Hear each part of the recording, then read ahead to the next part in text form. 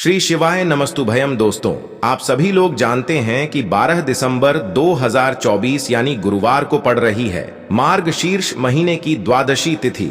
और दोस्तों, यह वह द्वादशी तिथि है जो मार्गशीर्ष महीने में पड़ने वाली सबसे बड़ी तिथि है, क्योंकि यह गुरुवार के दिन पड़ रही है और इसका बहुत ही बड़ा और विशेष महत्व होता है।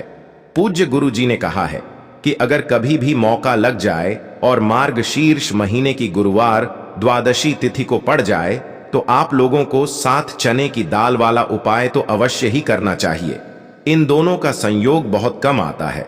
और इसी के साथ मैं गुरु जी ने अपनी शिव पुराण कथा में बताया है कि इस दिन आपको 7 चने की दाल वाला उपाय तो आपको अवश्य ही करना चाहिए, क्योंकि ऐसा दिन पूरे साल में सिर्फ एक ही बार आता है। और दोस्तों, आप सभी लोग जानते हो कि गुरुवार द्वादशी तिथि का अगर सबसे बड़ा कोई उपाय है तो 7 चने की दाल वाला उपाय है।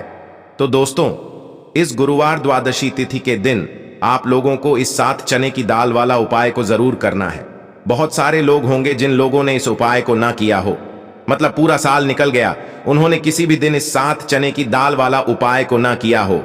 पर दोस्तों, आपके पास एक आखिरी मौका बचा हुआ है, जो कि 12 दिसंबर गुरुवार द्वादशी तिथि के दिन है। तो इस दिन आप लोगों को इस वाले उपाय को जरूर कर लेना है। भले ही आपने पूरे महीने भर इस उपाय को ना किया हो, पर अगर आपने इस मार्गशीर्ष महीने के गुरुवार द्वादशी तिथि के दिन अगर इस वाले उपाय को कर लिया तो आपको इस उपाय को करने का वह फल मिलेगा जिसकी आपने कभी कल्पना भी नहीं करी होगी। इसीलिए आप लोग इस वाले उपाय को एक बार जरूर कर लेना है, ताकि आप लोगों के हाथ से यह मौका ना जा सके और आपको इस उपाय को करने का फल मिल सके। दोस्तों, यह उपाय पंडित जी ने अपनी अभी की ही श्री शिव महापुराण की कथा में बताया है, जिस उपाय को आज हम आपको बहुत अच्छे से समझाने वाले हैं। इस वीडियो को देखने के बाद इस उपाय को समझने के लिए आपको कोई और वीडियो को देखने की जरूरत नहीं पड़ेगी। तो चलिए दोस्तों, उपाय को शुरू करते हैं। देखिए, यह इस मार्गशीर्ष महीने के गुरुवार द्वादशी तिथि के दिन यह इतना खास होता है, इतना महत्वपूर्ण होता है। देखा गया है कभी कभी बड़े बड़े पूजा पाठ अनुष्ठान से जो मनोकामना पूर्ण नहीं होते, वह मार्गशीर्ष महीने के गुरुवार द्वादशी तिथि के दिन एक छोटे से उपाय करने से ही आपकी मनोकामना पूर्ण हो जाती है। और बहुत सारे लोगों ने इस उपाय को किया भी है और उनको इस उपाय को करने का फल भी जरूर मिला है। अगर आप लोग भी इस उपाय को करना चाहते हैं तो आप इस उपाय को पहले अच्छे से समझ लेना, सुन लेना, उसके बाद करना। आपको इस उपाय का फल जरूर मिलेगा। और इस उपाय को कर लेने से आपके घर में चाहे किसी भी प्रकार की दुख और समस्या क्यों ना चल रही हो, आपको उसका कारण भी नहीं पता है कि भाई यह समस्या किस कारण से चल रही है। उसका कुछ भी कारण हो सकता है, जैसे पितृदोष हो सकता है या किसी भी तरह का मंगल दोष भी हो सकता है। तो इस दिन आप लोगों को यह वाला उपाय कर लेना है। यह एक ऐसा उपाय है जिस उपाय को अगर किसी विशेष दिन पर किया जाए तो भाई उस विशेष दिन का जो है वह तो हमें मिलता ही मिलता है, पर हमने उस दिन पर इस उपाय को किया है तो हमें उससे भी बड़ा फल मिलता है, और फल बहुत जल्दी मिलता है, क्योंकि आप इस उपाय को बहुत ही बड़े और विशेष दिन पर कर रहे हो। तो चलिए अब उपाय के बारे में बात करते हैं, लेकिन उससे पहले आप लोगों को यह जानना आवश्यक है कि आखिर यह उपाय किस समय करना है, किसको करना है और कैसे करना है। तो चलिए हम आगे आपको वीडियो में एक एक करके बता देते हैं। लेकिन उससे पहले अगर आप लोग हमारे चैनल पर पहली बार आए हैं या फिर मेरी आवाज आज पहली बार सुन रहे हैं, तो हमारे चैनल को सब्सक्राइब जरूर कर लेना और इस वीडियो को लाइक करके कमेंट बॉक्स में श्री शिवाय नमस्तुभ्यम ओम नमः शिवाय जरूर टाइप कर देना। तो दोस्तों, इस 7 चने की दाल वाला उपाय को हमें इस गुरुवार द्वादशी तिथि के दिन कैसे करना है, किसको करना है, किस समय करना है और कहां पर करना है, ये सारे सवालों के जवाब आपको इस वीडियो में मिल जाएंगे। और जो ये वीडियो देखेगा भाई, उसको 7 चने की दाल वाला उपाय जरूर करना चाहिए, क्योंकि इस दिन एक चने की दाल का भी बहुत ही बड़ा और विशेष महत्व होता है। और जब बात आ जाए 7 चने की दाल वाला उपाय की, तो यह सोने पर सुहागा वाली बात हो जाती है, और यह एक बहुत ही बड़ा उपाय हो जाता है इस गुरुवार द्वादशी तिथि का। तो अब दोस्तों, इस 7 चने की दाल वाला उपाय को आखिर करना किसको है, सबसे पहले हम लोग वह बात जान लेते हैं। तो देखो, घर की जो बड़ी माताएं बहनें होती हैं, उन माताओं बहनों में से कोई भी एक बड़ी माता बहन इस वाले उपाय को कर सकती है। और दोस्तों, अगर आप चाहे तो अपने घर में से सभी सदस्यों को भी इस उपाय को करवा सकते हैं। अगर किसी व्यक्ति की खुद की कोई मनोकामना है, खुद की कोई दुख और परेशानी है जो कि वह अपने लिए ही करना चाहता है, इस वाले उपाय को तो वह खुद अपने लिए भी कर सकता है। बाकी अगर कोई घर में से ऐसा है जो कि अपने पूरे घर परिवार की सुख और शांति के लिए यह वाला उपाय करना चाहता है, तो भाई वह भी कर सकता है। उसमें भी कोई दिक्कत वाली बात नहीं है। कहने का मतलब यह है कि इस उपाय को हर एक सदस्य भी कर सकता है और पूरे घर परिवार के सदस्य के लिए घर की बड़ी माताओं बहनों में से कोई एक माता बहन भी कर सकती है। माताएं बहनें अगर घर में उपस्थित ना हो या वह यह वाला उपाय ना कर पा रही हो, तो फिर घर का कोई बड़ा सदस्य भी इस 7 चने की दाल वाला उपाय को कर सकता है, चाहे फिर वह पुरुष ही क्यों ना हो। उसमें कोई भी दिक्कत वाली बात नहीं है। अब दोस्तों, जो अगला प्रश्न निकल कर आता है वह यह आता है इस उपाय को लेकर कि आखिर इस उपाय को हमें किस समय करना है, सुबह के समय करना है कि शाम के समय करना है। तो देखो, इस वाले उपाय को आप लोग सुबह के समय भी कर सकते हो और शाम के समय प्रदोष काल में भी कर सकते हो। अब अगर आप पूछो कि भाई सबसे उत्तम समय कौन सा रहेगा इस 7 चने की दाल वाला उपाय को करने का, तो हम आपसे बस यही कहेंगे कि इस उपाय को आप सुबह के समय करेंगे तो ज्यादा बेहतर होगा। बाकी अगर प्रदोष काल शाम के समय भी करेंगे तो भी अच्छा होगा, उसमें कोई भी दिक्कत वाली बात नहीं है। तो अब दोस्तों, जो अगली सबसे बड़ी और महत्वपूर्ण बात आती है वह यह आती है कि सुबह अगर हम उपाय को करेंगे तो हमें कितने बजे से लेकर कितने बजे तक के बीच में करना है, और शाम के समय प्रदोष काल में करेंगे तो हमें कितने बजे से लेकर कितने बजे के बीच में करना है। तो देखो, सुबह जितनी जल्दी हो सके आप उपाय को करने की कोशिश करना। बाकी अगर किसी कारणवश लेट भी हो जाओ, थोड़ी देर भी हो जाए, तो 10 या 11 बजे तक भी आप उपाय कर लेना, पर 12 बजे से ज्यादा देरी ना हो, ठीक है? इस बात का ध्यान रखना। उसके बाद में दोस्तों, अगर शाम के समय प्रदोष काल की बात करें, प्रदोष काल का जो समय होता है वो शाम के 6 बजे से शुरू हो जाता है। मतलब शाम के 6 बजे से लेकर 7 बजे के बीच का जो समय होता है, यह समय प्रदोष काल का समय होता है। तो आप इस उपाय को 7 या 8 बजे के बीच में भी कर सकते हो। मतलब शाम के 6 बजे से रात 8 बजे के बीच में आप कभी भी इस वाले उपाय को कर सकते हो, उसमें कोई भी दिक्कत वाली बात नहीं है। देखिए, गुरु बृहस्पति को मजबूत करने से हमें हमारे जीवन में सफलता की प्राप्ति होती है। यदि हमारा किसी भी प्रकार का कार्य अटक रहा है, परिपूर्ण ही नहीं हो पा रहा है, तो हमें अपने गुरु ग्रह को मजबूत करना बहुत अधिक आवश्यक होता है। देखिए, जब भी आपको ऐसा लगने लगे कि आपका जो जीवन है बहुत ही ज्यादा दुर्भाग्य के साथ बीत रहा है, आपके कोई भी कार्य सिद्ध नहीं हो पा रहे हैं, तो जीवन में दुर्भाग्य को सौभाग्य में बदलने के लिए आपको यह चमत्कारिक उपाय करने चाहिए। तो गुरुवार की जो यह द्वादशी तिथि है आपके जीवन से सारे दुर्भाग्य को दूर करने वाली है। देखिए, यदि आपका गुरु ग्रह मजबूत नहीं है, गुरु ग्रह से जुड़ी किसी भी प्रकार की समस्या है, तब भी आपको यह उपाय करना चाहिए।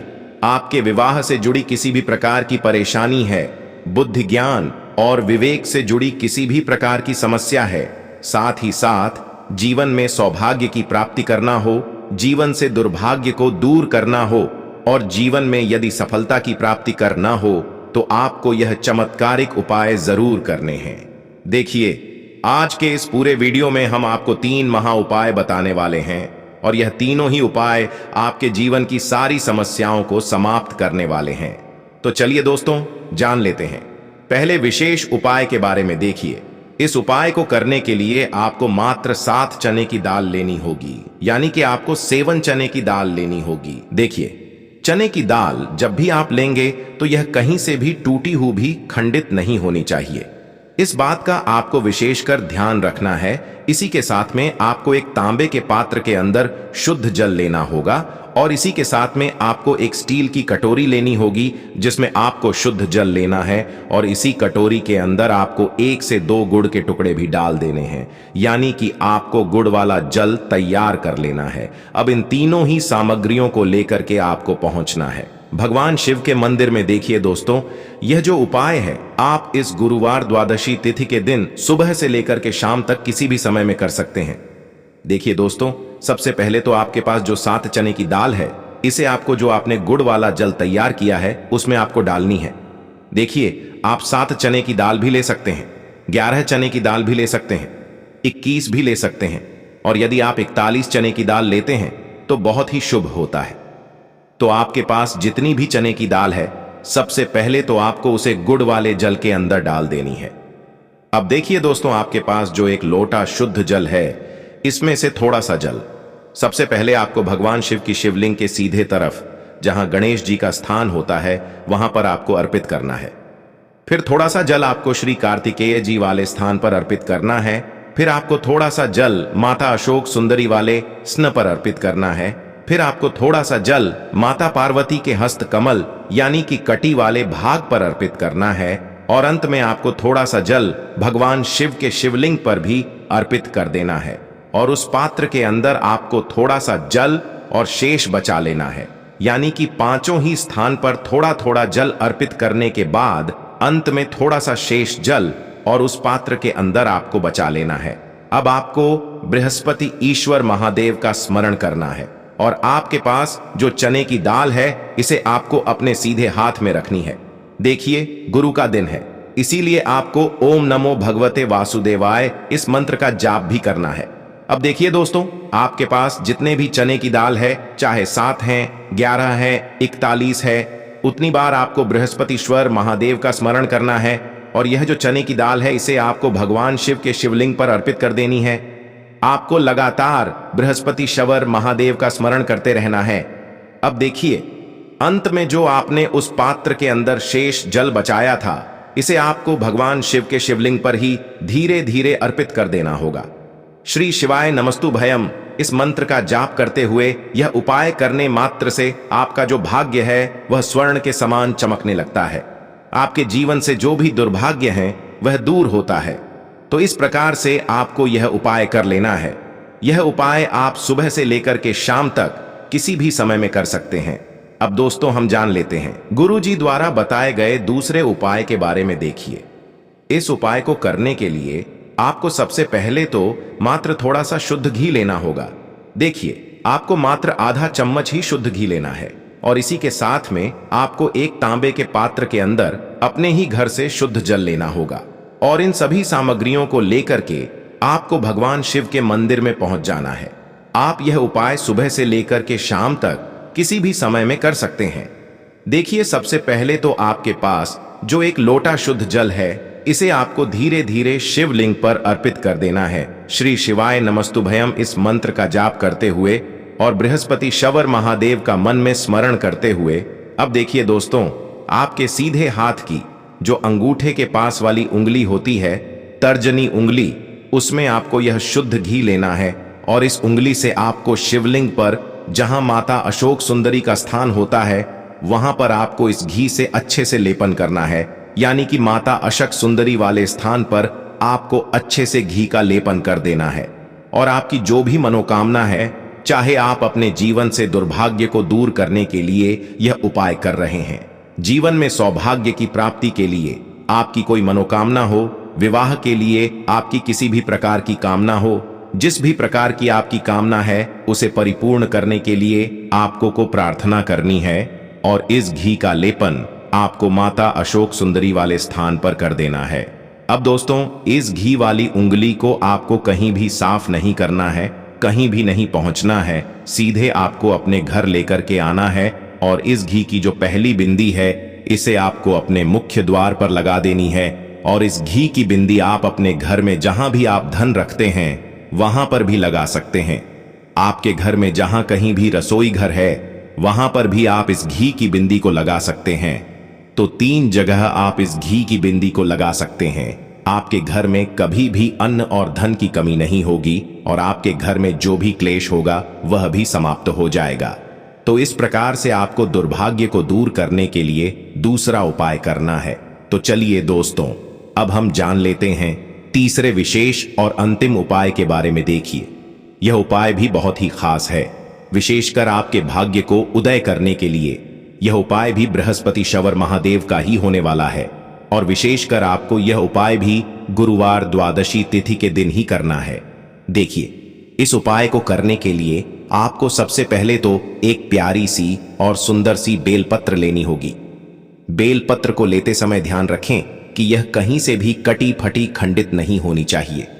यदि आपको बेलपत्र नहीं मिल पाती है तो आप शिवलिंग पर चढ़ी हुई बेलपत्र को पुनः शुद्ध जल से धो करके उसका उपयोग कर सकते हैं। इसी के साथ में आपको एक तांबे के पात्र के अंदर शुद्ध जल लेना होगा और इसी के साथ में आपको आधा चम्मच या फिर उससे भी कम शहद लेना होगा। अब दोस्तों मात्र ये तीनों ही सामग्रियां लेकर के आपको पहुंचना है भगवान शिव के मंदिर में। देखिए, मंदिर पहुंच पाने के बाद आप सभी को पता है कि बेलपत्र में 3 पत्तियां होती हैं और बेलपत्र की जो ये तीनों पत्तियां जिस डंडी से जुड़ी हुई होती हैं उस डंडी पर आपको अपने सीधे हाथ की चीटी उंगली के जो पास वाली उंगली होती है, नामिका उंगली, उससे एक बिंदी लगानी है। यानी कि तीनों पत्तियों को जोड़ने वाली जो डंडी है केवल उसी पर आपको शहद लगानी है। इसके बाद आपको यह जो बेलपत्र है इससे महादेव के शिवलिंग पर अर्पित कर देनी है। श्री शिवाय नमस्तुभयम इस मंत्र का जाप करते हुए देखिए, बेलपत्र की जो चिकनी साइड है वह शिवलिंग से स्पर्श होगी और इसकी जो डंडी है वह जलाधारी की ओर रहेगी। इस प्रकार से आपको यह बेलपत्री शिवलिंग पर अर्पित करनी है। अब दोस्तों, अंत में जो आपके पास एक लोटा शुद्ध जल है इसे आपको धीरे धीरे शिवलिंग पर अर्पित करना है। श्री शिवाय नमस्तुभयम इस मंत्र का लगातार जाप करते हुए देखिए, ये जल आपको एक विशेष प्रकार से समर्पित करना है। यानी कि यह जल आपको 7 बार में समर्पित करना है। यानी कि थोड़ा सा जल आपको समर्पित करना है, फिर आपको थोड़ी देर रुकना है, फिर आपको थोड़ा सा जल समर्पित करना है, फिर आपको थोड़ा रुकना है। इस प्रकार से आपको थोड़ा थोड़ा जल 7 बार में शिवलिंग पर अर्घ करना है। इस प्रकार से आपको एक लोटे जल से ही यह जल समर्पित करना है, लेकिन आपको थोड़ा थोड़ा जल करके 7 बार में शिवलिंग पर यह जल अर्पित करना है और आपको लगातार बृहस्पतिश्वर महादेव का स्मरण करते रहना है। देखिए, जैसे ही ये जल शिवलिंग से होकर के जलाधारी की ओर बह करके आएगा तो इस जल को आपको अपने सीधे हाथ में लेना है और इस जल का छिड़काव आपको अपने पूरे शरीर पर कर लेना है। बृहस्पति शवर महादेव का मन में स्मरण करते हुए यह जो उपाय है आपके भाग्य का उदय करता है और आपके जीवन से दुर्भाग्य को दूर करता है। तो बहुत ही आसान सा उपाय है। इस उपाय को भी आप इस गुरुवार की द्वादशी तिथि पर करके जरूर देखना, आपको निश्चित ही लाभ होगा। तो दोस्तों, यह थे पूज्य गुरुजी द्वारा बताए गए कुछ बहुत ही खास उपाय। अगर आपको जानकारी अच्छी लगी हो तो वीडियो लाइक करिएगा। मिलते हैं फिर एक नए वीडियो के साथ। श्री शिवाय नमस्तुभयम।